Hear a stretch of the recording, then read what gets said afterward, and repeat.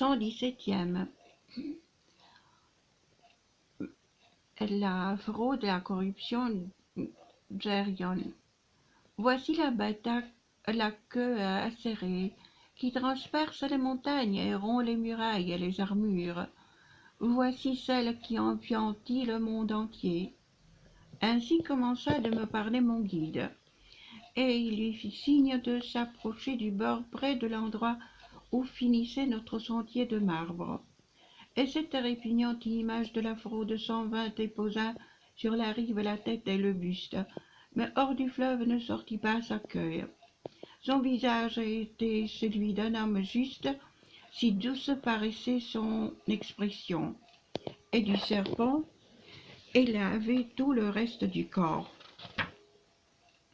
Elle montrait deux serres velues jusqu'aux aisselles.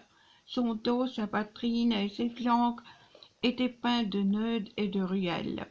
Avec plus de couleur dans la trame et la broderie, jamais les Tartares ni les Turcs ne firent de tissu, et jamais non plus pareille toile ne furent mises sur le métier d'Arachné. Comme se tiennent parfois sur la rive les petits barques, à moitié dans l'eau et à moitié à sec, et comme là-bas, chez les Germains gloutons, le castor s'accroupit pour faire la guerre à sa façon, ainsi la très méchante bête se tenait sur le bord de pierre qui enserre le sable. Elle agitait dans le vide sa queue tout entière, retournant en l'air la fourche vénéneuse qui, à la manière du scorpion, en armait la pointe. Le guide dit: il convient à présent que nous nous détournions un peu de notre route pour rejoindre cette méchante bête qui là-bas s'est couchée. C'est pourquoi nous descendîmes vers le côté droit et nous fîmes 10 pas sur l'extrême bord pour bien éviter le sable et les petites flammes. Et lorsque nous fûmes arrivés près d'elle, un peu plus loin, je vis sur le sable des gens assis proches de l'endroit où se creuse le gouffre. Là, mon maître, afin que tu emportes de cette enceinte une expérience toute complète, me dit-il, va donc et contemple leur sort. Que tes discours là-bas soient brefs. Avant que tu reviennes, je parlerai à celle-ci pour qu'elle nous prête ses fortes épaules. Ainsi, une dernière fois, à l'extrémité de ce 7e cercle, tout seul, j'allai là où était assis le triste groupe. Par leurs yeux éclataient leurs souffrances. De ça, de là, leurs mains venaient les protéger tantôt contre les vapeurs, tantôt contre la chaleur du sol. Les chiens ne font point autrement l'été du mufle ou de la patte quand les puces les mordent, ou les mouches ou les taons. Après avoir fixé de mon regard le visage de ceux sur lesquels tombe le feu douloureux, je n'en reconnus aucun, mais je m'aperçus qu'au cou de chacun pendait une bourse qui portait certaines couleurs et certains signes, et leurs yeux semblaient s'en repaître. Et comme en regardant je m'approchai d'eux, sur une bourse jaune je vis de l'azur, qui dans Lyon avait la facile d'allure.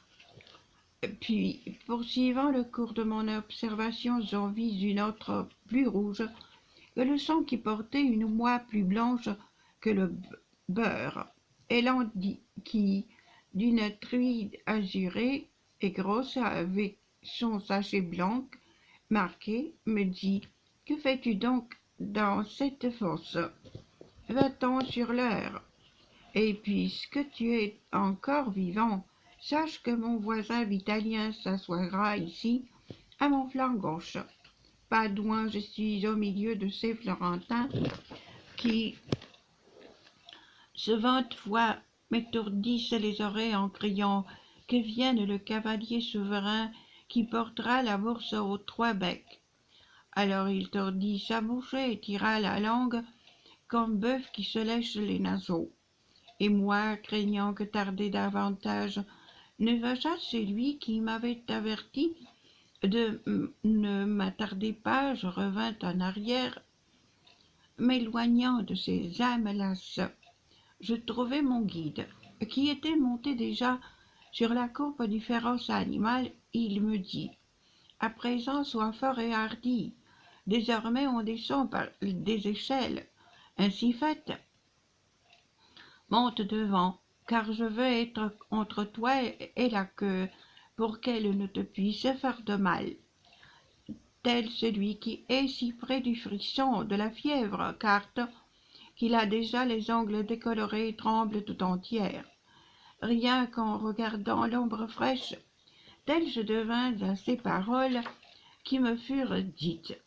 Mais la honte me fit ces menaces, elle qui en face d'un maître valeureux rend le serviteur fort. Je m'assis sur les horribles épaules. Je voulus dire, mais ma voix ne sortit pas comme je l'attendais. Tiens-moi embrassé. Mais lui qui plusieurs fois m'avait réconforté dans d'autres dangers, aussitôt que je montai, m'entoura de ses bras et me soutint, et dit: chère Yonne, à présent pars, fais de larges circuits, et que ta descente soit lente. Pense à la charge nouvelle que tu portes. Comme la barque s'éloigne du bord à reculons, ainsi de là il partit, et après qu'entièrement il se fut senti libre, il tourna sa queue où était sa poitrine, et l'attendant il la fit frétiller comme fait l'aiguille, et de ses pattes ramena l'air à lui.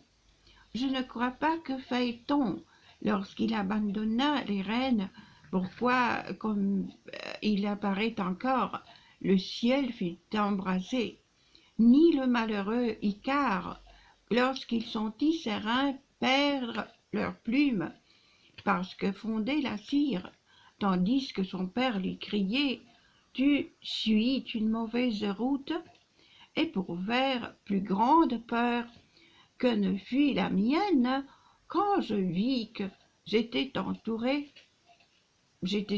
d'air, et que toute chose visible eût disparu hors cette bête. Elle s'en alla nageant très lentement. Elle tourna et descendit, mais je ne m'aperçus qu'au vent qui d'en bas me fouettait le visage. J'entendais déjà à ma droite le torrent faire au-dessous de nous un horrible grondement. C'est pourquoi je tendis vers le fond la tête et les yeux. Alors je fus plus timide pour détendre mes cuisses, parce que je vis des feux et entendis des plaintes, si bien que tremblant je serrai les jambes.